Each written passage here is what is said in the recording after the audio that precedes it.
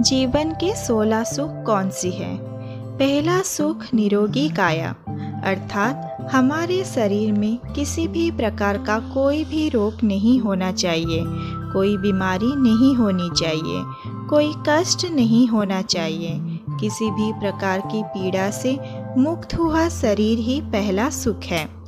दूसरा सुख घर में माया, अर्थात जीवन जीने के लिए, दान पुण्य करने के लिए और आनंद से जीवन व्यतीत करने के लिए हमारे घर में पर्याप्त माया हो।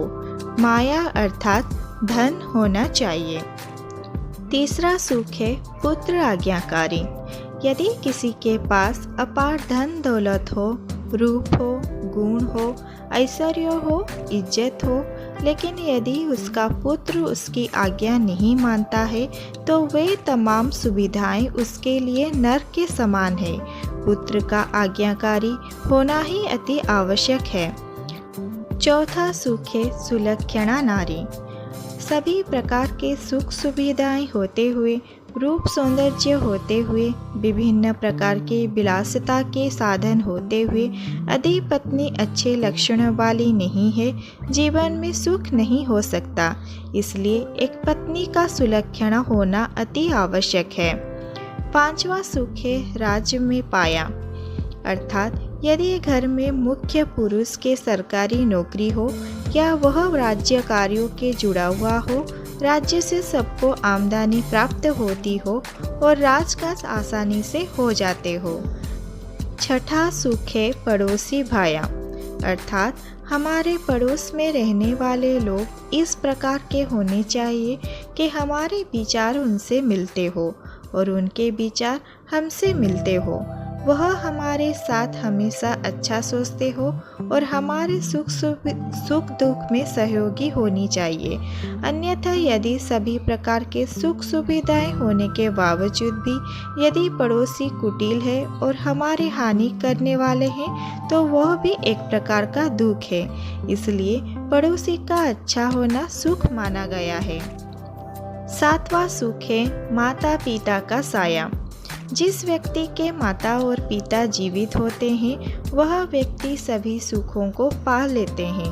माता पिता की सेवा करने का अवसर प्राप्त होता है और माता पिता का आशीर्वाद हमेशा बना रहता है।